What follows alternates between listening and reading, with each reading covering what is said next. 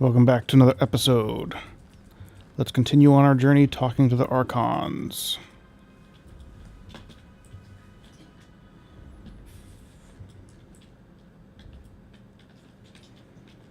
Ooh, they're all glowing. That's 4 reports of avalanches in the mountains now. The Tiersmen can barely count past 9. They have neither the capacity nor the cause to close off the mountain passes.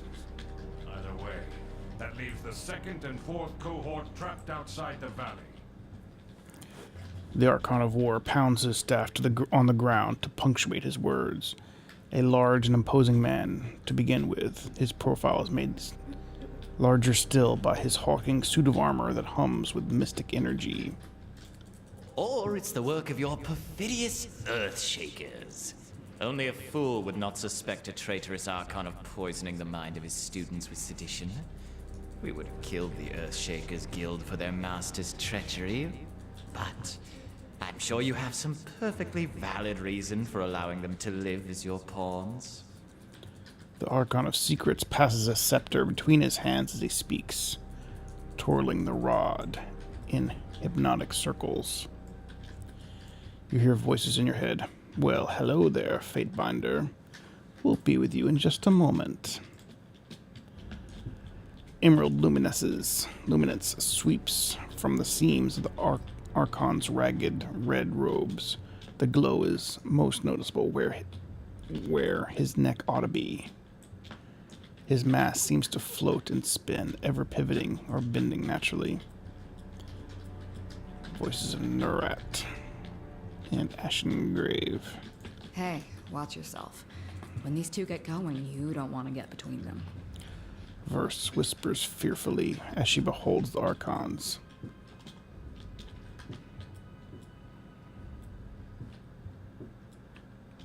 I always know you've run out of things to say when you resort to mocking my vassals. If we are to speak of treachery, why is it that my scouts see the Scarlet Chorus warriors defecting back to the Vendrian Guard? Your fearsome reputation has gone flaccid, for it seems you cannot control your soldiers, or perhaps you simply choose not to. Lords, the Fatebinder has arrived. The disfavored commander raises her voice, trying with little success to speak over the Archons. Perhaps we should table this discussion and let our guests speak. Iron Marshal Aranyos. Speaking of strategic failures, who was it that insisted the valley would need only a token garrison? For some strange reason, we can't seem to recall which balding halfwit grossly underestimated the enemy. Thoughts? The Archon of Secret twirls the scepter in a twisting loop, his leather-wrapped hands flipping the heavy rod with an effortless flow. Can you hear us, Fatebinder? Cough if we have your attention.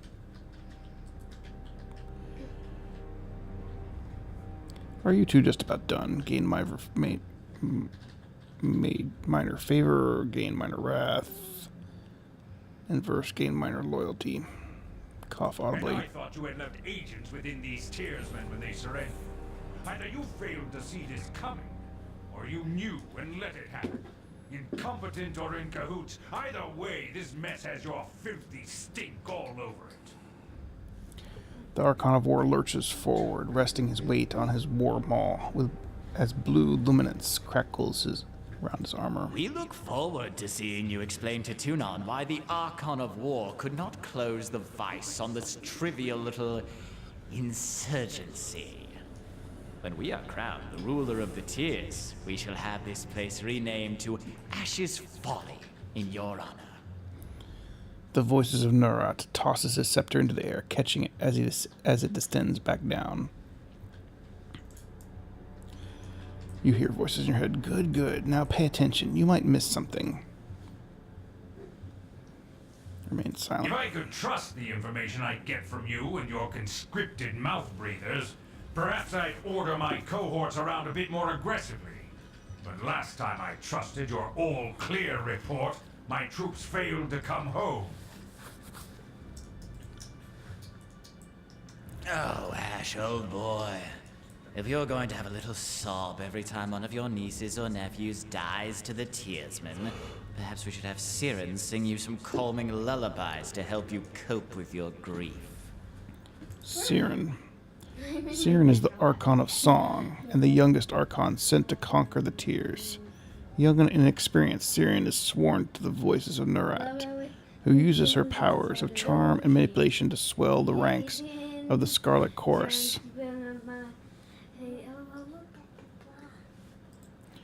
The Archon flips his scepter. The Archon flips his scepter around 3 times, humming gleefully. You hear voices in your head. Take care that you don't learn too much, Fatebinder. An excessive knowledge of curiosity even can earn unwanted attention. Hold your tongue. I will not have you denigrate the honor of our fallen brethren. The commander hand moves to his hilt of her blade, though the weapon stays sheathed. I'd be doing us all a favor if I cracked open that excuse for a head. Fifth Eye. And this guy serves the Scarlet Chorus. They bicker like children, do they not? The Fifth Eye. His grating tenor pierces the tension in the tent, and all eyes land on the Crimson Spear. I meant only to say welcome. Welcome our guest to the Fatebinder. Our guest, the Fatebinder. The armored retainer bows with rushed inelegance and then rises to a salute. And not a moment too soon.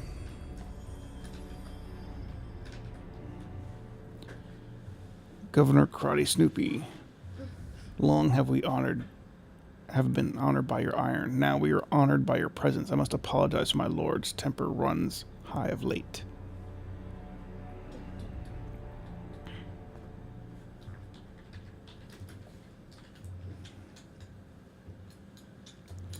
So we can bow, and we'll lose minor favor with the voices, and then we'll gain it with... Or we can gain minor loyalty. Apologies for the sudden entrance. I've traveled long to be here. Stormcaller, it is an honor to have you with us. I would imagine you are here with another of Kairos' edicts. Perhaps another catastrophe that will punish our foes for hiding behind their walls? Gain major favor on both of them. My soldiers tell me you helped Commander Drotus on your way through Edring. You honor the court with your selfless cooperation, for that is the sort of camaraderie that Kairos demands of us all. On the last of his words, the Archon glares at the voices of Nurat, furrowing his brow and uttering, as he utters the word camaraderie.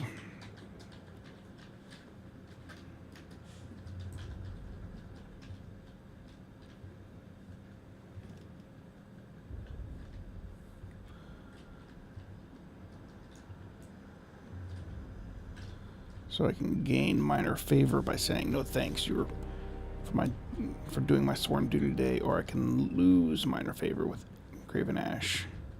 Are you all done bickering? I have an edict to proclaim. Or I could do neither. Yeah, let's just gain minor favor with him and wrath with the other one. Modesty is your prerogative. But know that cooperation and goodwill have been rarities of late. You do your Lord Tunon a great honor by aiding your cousins in the disfavored. Oh, don't mind us while you trade your gushing praise. We're sure the Fatebinder has come because our company lacks in small talk. I might as well do this one too. Are you all done bickering? I have an edict to proclaim. My dear Binder, we won't be done bickering until the last of Ash's hair falls out. We'll pause for you to read your little missive. Go on, don't keep us all in suspense. It seemed only yesterday you were proving your worth in battle, assisting my warriors in the siege of the Bastard City. Now Kairos has chosen you for a second time to proclaim an edict. Tell us, good Fatebinder. What sort of punishment does the Overlord have in store for the Oathbreakers?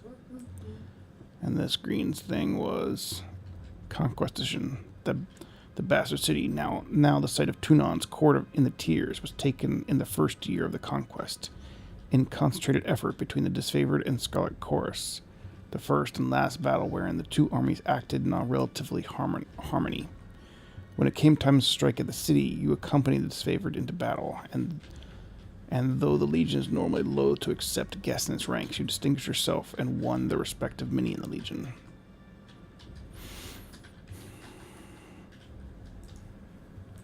Overlord's loyal servants must hold Ascension Hall, traditional throne room by the Queen of Apex. The throne stands directly beneath the mountain spire in the center of the citadel in the valley of the Vendrian's Well.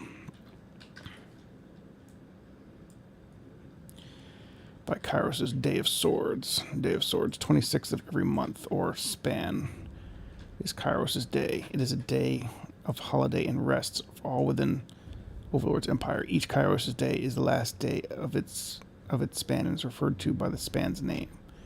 Kairos' Day of Swords, therefore, is the 26th day of the span of swords.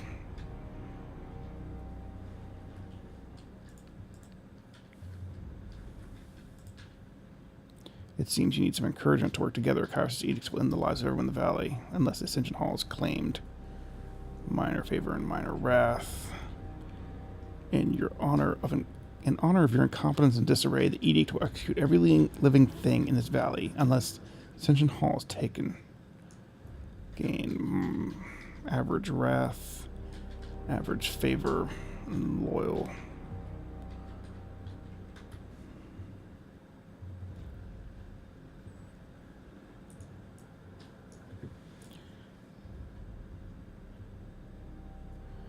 Yeah, I think we're still working up towards Ashen Graves getting favor, so we'll do this one. Seems you need some encouragement to work together. Well, in the lives of everyone, unless you take Ashen Hall by the Day of Swords. The earth sways with each word you utter, and the air thickens with warmth as you pronounce the tersely phrased commandment. It's every syllable drafted by the hand of Kairos. With the edict proclaimed, your pulse quickens, and the muscles in your legs, worn from a long trip down the mountains, feel renewed. The tired limbs now nearly buoyant with vigor.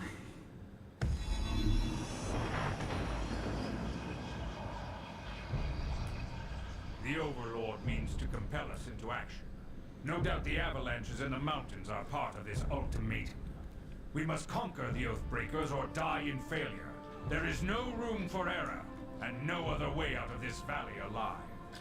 We'll need to advance across the Matani. We lose everything if we stand still. And we move to back up Plan Green. The Earthshakers didn't make it over the mountain in time. So we do this the hard way. Over the walls instead of through. The Archon of War taps a finger against his temple. A low rumble escapes from under his beard. So, you found your backbone at last! Oh, we were worried past humiliations would make you soft, timid. That was a record for you, right? The baker's dozen lost in one sortie. If you had waited for the chorus reinforcements, maybe we'd have eyes and ears on the matter. The Archon of Secrets passes his scepter from one hand to the next, chuckling softly with each toss. Watch him squirm. So many tears over replaceable, expendable, useless soldier. I miss the old Archon of War. You'd never see Blood Echo in a bubbling mess over a few dead killers. He used the knuckle bones of his best disciples for jewelry. Even made a breastplate out of his dead brother's ribcage, because that's how a real man deals with grief. Bicker all you want, you're just wasting valuable time. Are you too daft? It's your indecision and bickering that necessitated this edict. Minor favor, lose minor favor. Learn to work together or we're all doomed. Gain minor favor, lose minor favor, remain silent. Subterfuge 21. You can call the Archon of Secrets, but you certainly don't seem to know anything remotely useful. They call you the Archon of Secrets, but you certainly don't seem to know anything remotely useful. Average wrath, minor favor, and minor fear. I second the fate binder. Thought you had the memories of one of those Oathbreakers rattling about that bronze gourd of yours. Would Kairos' mighty spy master please enlighten this gathering of allies with some scrap of strategic insight? The Archon of Secrets turns his head to his side until the face of his mask has turned around and a new facet of the mask presents itself facing forward. When the next Archon speaks, the trembling voice of a younger man can be heard. Our river was to be the bulwark, but with the Tidecasters slain, what hope remains? It's so cold in here. Help me, please. The Archon turns his head far to the side until the previous facet of his mask now looks forward. The use of the term Our River suggests this is the voice of the late Matini Javani, ranking member of the Vendrian Guard. The wealthy House Matini owned much of the realm of Apex before coming of Kairos, and the major river in the valley bears the Matini name. Our river was to be the bulkhead. Tidecasters were slain. Our sources tell us the Oathbreakers had some sort of magical trick in store. But this knowledge is tinged with fear, trepidation. If we make a move for the Matani, we suspect the Oathbreakers will mount a counterattack that is equal parts valiant and futile. That voice, who was it? That was Matani Yanev, former Yanev. noble of Matani Apex Yanev. and one of the leaders of the Vendrian Guard. Back when they were half respectable enemies that knew how to lose with dignity. When the Guard first surrendered, Yanev presented himself to us. What he knew, we now know. Our lives hang in the balance because you two bicker like children. Now go solve this problem you've started. Ashengrave, Minor Wrath, and Minor Wrath. No more sitting idle. I expect this favor to be on the march at once. Ashengrave, gain average wrath and gain average fear. Or favor. Voices of Narat. I trust you are done acting clown and will have your horde ready to march with all haste. Alright, I think the third one's good. No more sitting idle. I expect this favor to be on the march at once. You've delivered your edict. Do not pretend it gives you the right to give orders to an Archon. My lord, Barak and his band have been drilled on the Echo Call assault plan. The Crescent Runners should be briefing him as we speak regarding the latest enemy movements along the river. I will dispatch him at once. Iron Marshal salutes, clapping her gauntlet to her breastplate. Though you know him only by name, Barak is the commander of stone shields and well regarded by the disfavored High Command. And I will ensure the Chorus stands ready to march. If the disfavored can take the river, the Chorus has the manpower to secure the outer ring of the valley. Our soldiers clamor for battle, and at last we shall have it. Verse, we command you to continue guarding the Fatebinder. Tunan's Chosen is our honored guest, and must be shown our finest hospitality. I won't let you down, boss. He'll get through the campaign in one piece, as long as he doesn't do anything too stupid. The Archon twists his scepter one last time, then taps the fifth eye on the shoulder, and the two depart. Suit yourself, Fatebinder. The more you ignore us.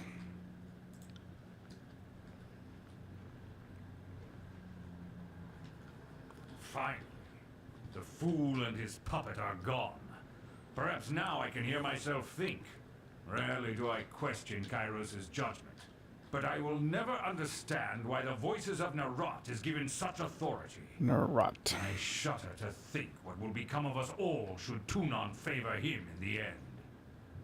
Though the edict threatens the Scarlet Chorus just as it threatens us, I cannot shake the feeling that our allies will work against us. But at least we have allies in the court.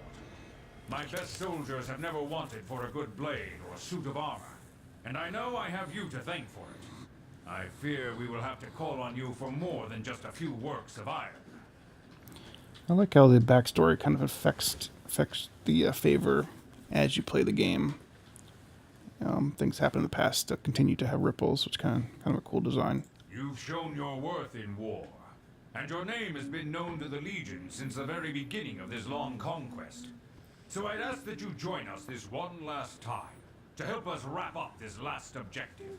If you wish to be counted amongst the glorious, speak with the Iron Marshal. She will direct the order of battle until we are ready for the final push into the Citadel. I'm short a few scouts, short a few soldiers, short a few everything. I'm sure my brethren would be grateful for the assistance of a skilled outsider. I'd be honored to help. What are the Scarlet Chorus? How would they be helping? They're silently gain minor wrath, gain minor loyalty. We'll just continue to gain favor with this guy. I'd be honored to help. My marshal salutes Graven Ash, then turns to leave the tent. I will be at the training grounds, readying the soldiers. Find me there when you're ready. And although I am loath to mention it, the chorus can likely use your assistance. They certainly won't secure the outer valley on their own. Fifth Eye will be somewhere in the rat's nest they call a camp due east. Seek him out if you must. Might as well. So can we talk to this guy more? Let's add a long sigh as he surveys the maps and models. Let's see. Day of Swords. I'll continue reading this. Model splayed about his desk. He glances over his shoulder, making brief eye contact with you, furrows his brow, and turns his back to contemplation. The missive said the Stormcaller was coming. It seems I was a fool to think you'd bring an edict that would pulverize and punish the Oathbreakers. Alright, over here it's Day of Swords. Now that you've delivered the word of Kairos' edict to the armies, the time remaining until Kairos' Day of Sword appears next to the current date on the navigation bar. The terms of edict. Edict must be met by this day, or everyone in Vendrian's Well will die. Alright, so Stormcaller.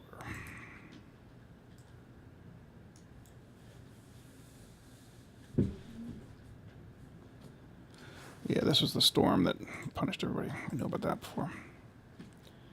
May we speak for a moment? I do not have much patience left for words, but I will not turn away an honored friend. You have been our trusted ally in the court since the early days of our conquest. The least I can do is spare you a moment of my time. Your regiment here in Vendrian's Well is small, even by disfavored standards. This conquest has spread us thin. Every league we conquer must be held. I issued the call to assemble, but most of the cohorts remain trapped across the mountains. No bother. This won't be the first time I've had to do much with little. I need to know why conquering a few lowly tiersmen is so impossible a task. The Archon let out a long sigh, glaring at you with a furrowed brow. It is not... Let's see, what am I level at him? I'm at favor 4. Almost a favor of tier 5. It's not for lack of trying. Early in the year, when the chorus were still gathering to the valley, I launched a raiding party to head straight to the Citadel. They never made it past the Mantini River. With no disfavored survivors and no core scouts with eyes on the situation, I know very little of what occurred, only that they died quickly. That left me short-handed and in need of more troops, and they've been slowly trickling in from everywhere. And I guess I've been guilty of waiting for my numbers to be overwhelming instead of merely enough. What became of the warriors? You left the garrison of this region years ago.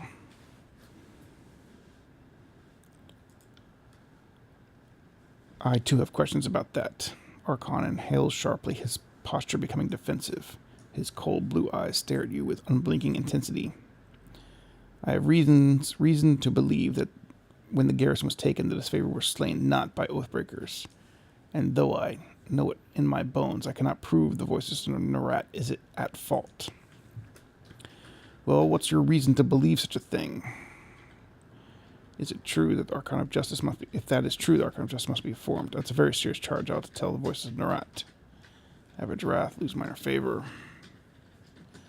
What's your reason to believe such a thing? Well, it is well known that I can protect my soldiers from harm, even if they are beyond my sight. What is less known is that I sense every cut, every kill, every illness. No harm to my soldiers escapes my notice. Of the warriors posted at Vendrian's Well Citadel, only 2 were slain in the uprising, but a few others died later, and horrible, painful magic was involved. My son was one of those who died under such unusual circumstances. For a second, the Archon of War trembles, his eyes widening in a faraway stare. Your son was among those killed? Yes. My son Brenix was posted with the garrison, but I felt his death happen elsewhere after the battle. But all my legioner family, that he is my flesh, must remain irrelevant.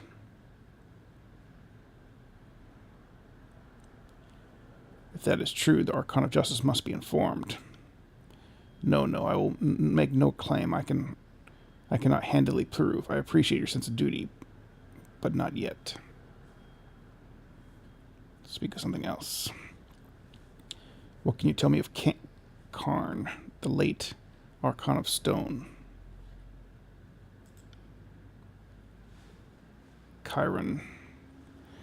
I should have known sooner his heart strayed from Kairos. I needed to split our forces. I sent him to Azure while I tackled the stalwart, but that was a mistake. Without me looming near, he must have felt free to live without his treacherous dreams.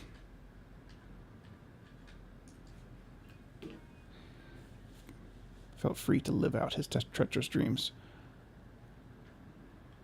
Why do you think he turned against Kairos? Karn served only us because death was the alternative. He did not admire the unity and progress that Kairos brings. While I suspect the Chorus agents may have whispered treachery in Karn's ear, I think it wholly possible that Karn fell into disloyalty by volition. What became of Karn's disciples, the Earthshakers? Karn's chief disciple, Radix, now speaks for the guild. It is true that my warriors are a bit apprehensive about our magical allies. Many suspect Karn's treachery was taught to them. But I have vetted the guild, pruned whom I didn't trust, and kept those who I can. Speak of something else. Your distrust of the voices of Nurad is plain as day. How did this antipathy begin? Our rivalry is an old one. The voices of Nurad served Kairos before I did, and I believe he hates me for being of roughly the same status in the eyes of the Overlord, despite being the younger Archon selected to lead an army through the tiers. This war seems to have brought out the worst in us. We've disagreed on strategy at every turn.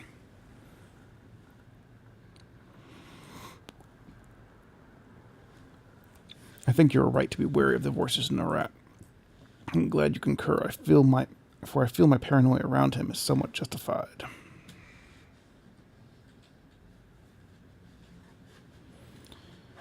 Salute to turn to leave, that is all. For the glory of Kairos, taps his maul to the ground. Alright. Subterfuge.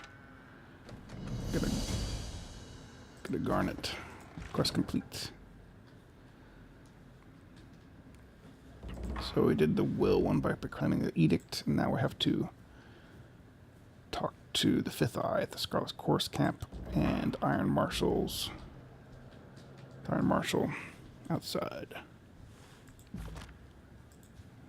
Anything else to click on? Get a health potion.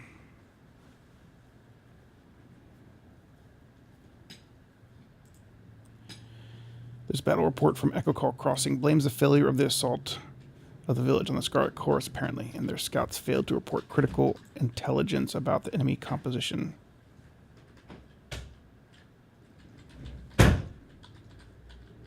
Can't do that. All right. Well, we made it through that tent. All the dialogue in there. I think that's a good stopping point for the episode. We'll see you next time. Thanks for watching.